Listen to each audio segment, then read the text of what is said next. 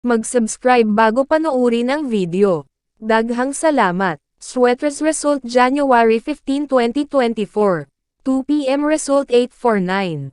5 p.m. result 977. 9 p.m. result 138. Shoutout muna tayo. Salamat po mga ma'am-share. Congrats po sa inyong lahat. Ito na po ang best angle para sa January 16, 2024. 2 p.m., 5 p.m., at 9 p.m. Result angle ngayon 134789. Messing number 0256. Best and pairing number para sa January 16, 2024. Probables combination. Best padakit guide and combo. Best 2 angle. Best 2 angle. Least number. Best double angle. Best double combo. Special number. Mintin 3 days. Hearing and best combination. PM. Hope to win po tayong lahat. Congrats sa mga mananalo bukas. Sa mga hindi pa nananalo PM na po kayo. Mga katangian ng 12 buwan at mga maswerteng numero ayon sa inyong buwan ng kapanganakan. January. Positibong katangian. Marami sa kanila ang matalino kaya marami sa kanila ang umaasenso sa kanilang trabaho o negosyo.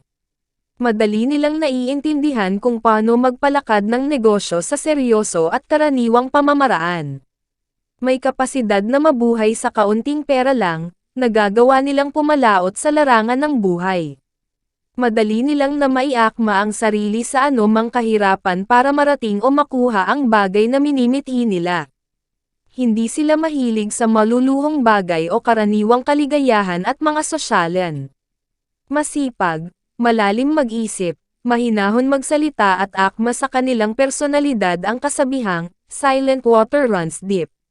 Sila ay epekbang frontliner, mahusay na pinuno dahil ang salita nila ay kadalasang sinusunod at may saysay. Masikap, matyaga, mahaba ang pasensya, hindi mahilig pamatol sa tsismis.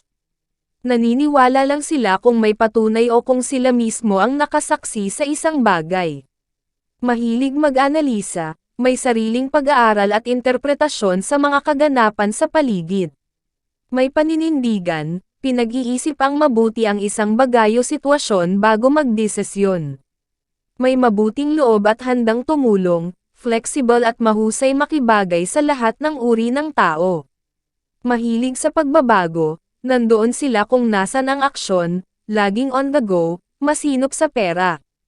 Magaling sa pagbaba-budget, malikhain, mahilig sa sining, nananaig sa kanila ang kasabihang simplicity is beauty.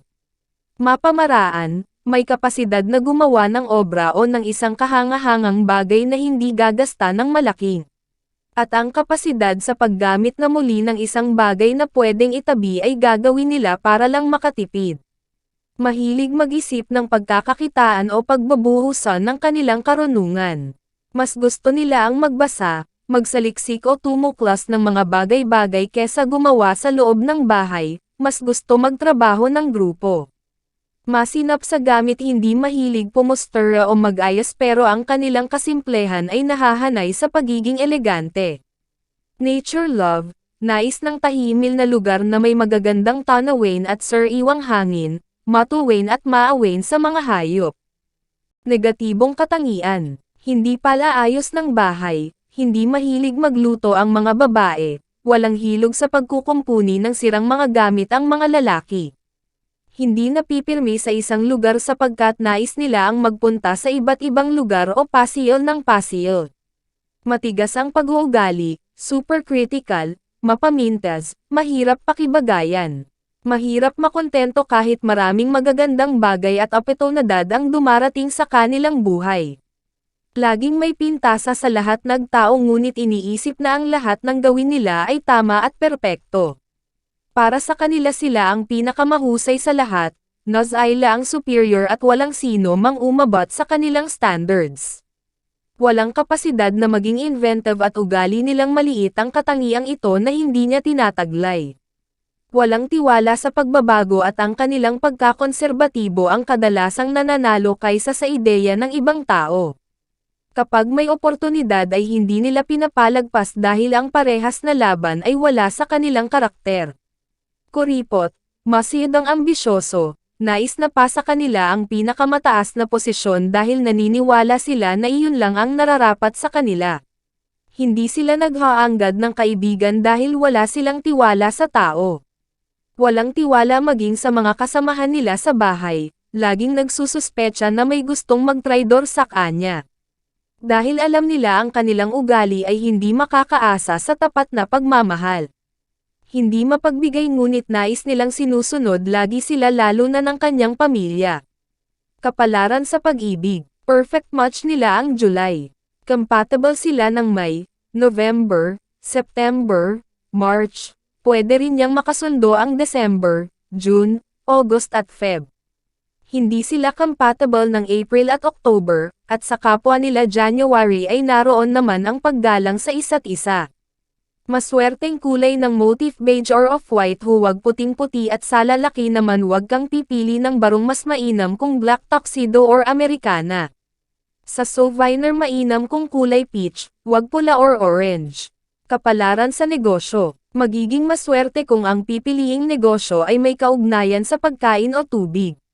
O maging sa pag-aalaga ng hayop dahil magaan ang kanilang kamay sa mag. Huwag papasukin ang pagtitinda ng laruan dahil hindi ka asenso sa larangang ito.